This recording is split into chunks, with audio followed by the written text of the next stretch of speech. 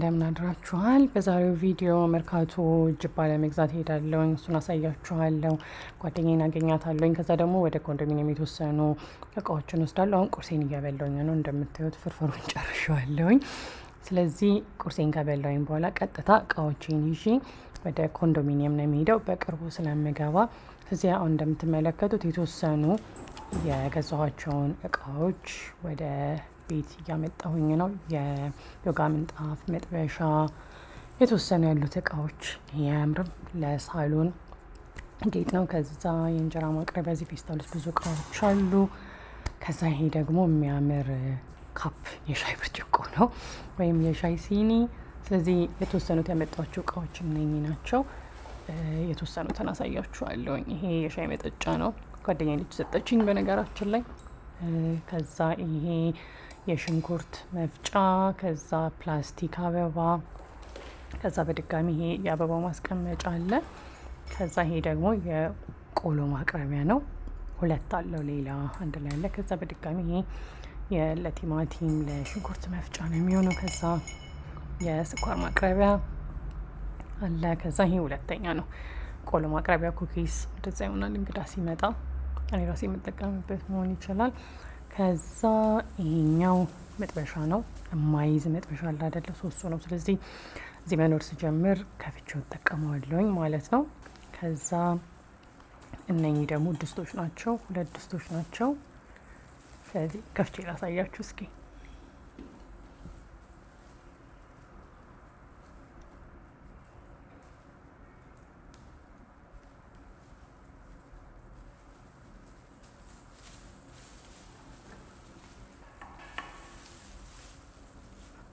ማጀስቲክ ይመስለኛል። ለማንኛውም ይሄኛውን ድስት እንድገዛ ጓደኛዬ ነች የነገረችኝ። የልብስ ማጠቢያ ማሽን ኦሞ ነው። ስገዛ የልብስ ማጠቢያ ማሽን መሆኑን አላወቅኩኝም ነበር። ከዛ አሁን ለማንኛውም ደስ ወደሚለው ክፍል ይህንን የሻይ ሲኒ ያሳያችኋለሁኝ። እኔ የቤት ቢፌ ቢኖረኝ እንደኛ ቤት ቢፌ ውስጥ የሚቀመጥ ማለት ነው። ከዛ ግን ይጠጣበታለሁኝ። አያምርም? በጣም ነው የሚያምረው።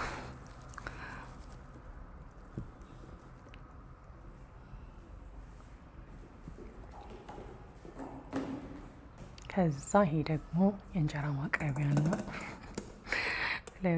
የእንጀራ ማቅረቢያ፣ ከዛ ማጥለያ፣ ከዛ የጀበና ማስቀመጫ።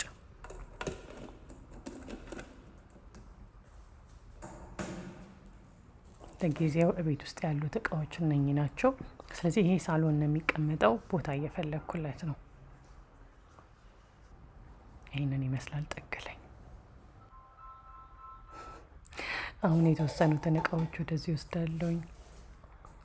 ስለዚህ ኩሽና ውስጥ ያሉትን እቃዎች ካመጣሁኝ በኋላ ቀጣዩ ስራዬ የነበረው እቃዎቹን እንዳለ እያነሳሱ ያው እዚህ ኪችን ካቢኔት ውስጥ መክተት ነው።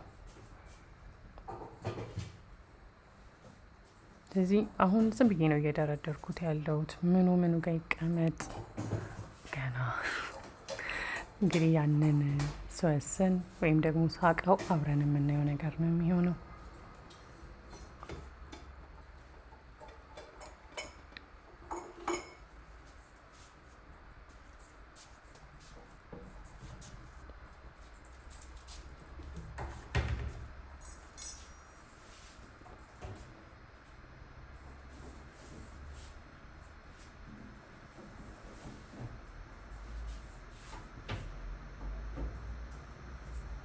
ስለዚህ እሱን ከጨራረስኩኝ በኋላ ጓደኛዬን አገኘኋት። ወደ መርካቶ እየሄድን ነው።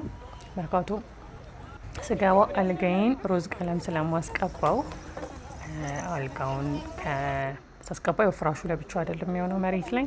ስለዚህ መሬት ላይ ሲሆን ጅባ ለመግዛት ነው። ከዛ ጅባ ነው የምንገዛው ብለናቸው እዚህ ጋር ልክ መርካቶ ስትወርዱ ካሉ ከመጀመሪያ ሱቆች መካከል አንዱ ነው። ውስጥ ካልገባችሁ አሉን። ስለዚህ ይገባል።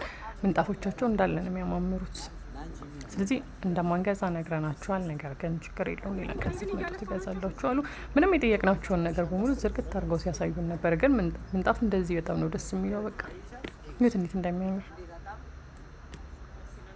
ጥቁር ባይሆን ግን እስቲ እኔማ በሮዝ ቀለም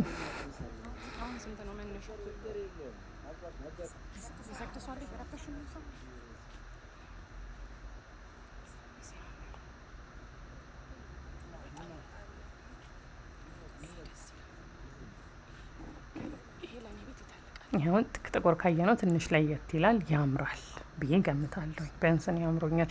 ብቻ ብዙ አሉ የሚያማምሩ። የሆነ ሰዓት አይን አዋጅ ነው የሚሆነው። ስለዚህ እነኚህን ምንጣፎች ካየን በኋላ አዎ አሁን ላይ ምንጣፉ እንዴት አድርጌ ወደፊት ለመግዛት ስወስን እንዴት አድርጌ ለክቼ እንደምመጣ እየነገረኝ ነበረ።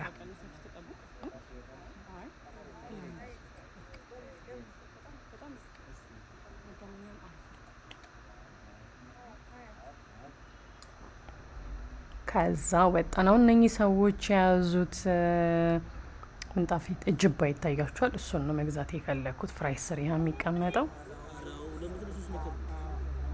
ስለዚህ አሁን እዚህ ለመግዛት ብዬ ከዛ ግን እዚህ የነበረው በጣም ተወደደ።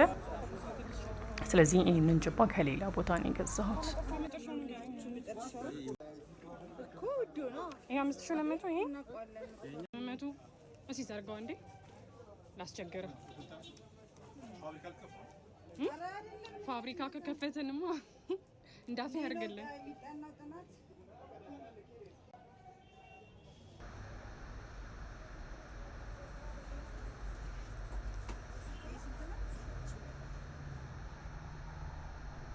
ስለዚህ እዚህ ብዙ አይነት ምንጣፎች አይተናል።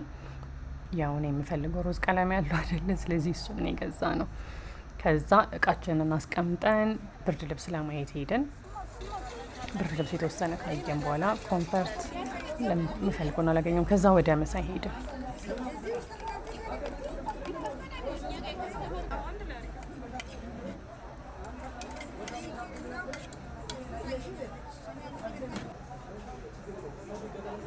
እዚህ እንደምታዩት ቤቱ ሙሉ ነው።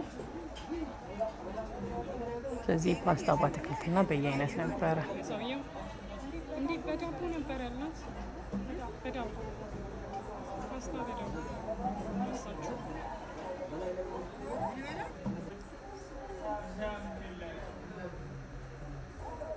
ከዛ በመንገዳችን ላይ ደግሞ እነኚህ ማዳበሪያዎች አገኘሁኝ በአጋጣሚ። ስለዚህ እቃዎቼን በተለይ ልብሶቼን ለመሰብሰብ ስለሚያገዘኝ እነሱን ገዛኋቸው። ከዛ ድጋሚ ስንሄድ መነጽር የሚሰሩ ሰዎች አገኘን።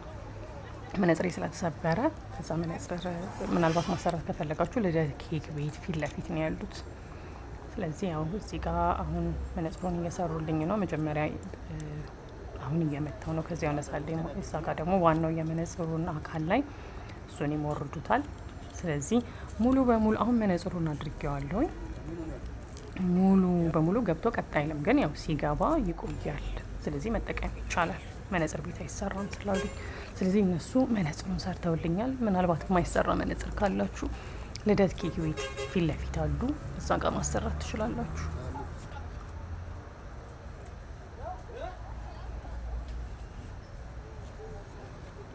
ስለዚህ አሁን መነጽር የተሰራ ማለት ነው።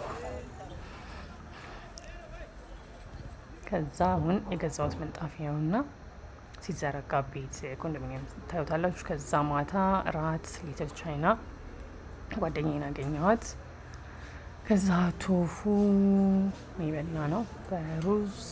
ከዛ ማታ ምሽቱ ይሄንን ይመስላል።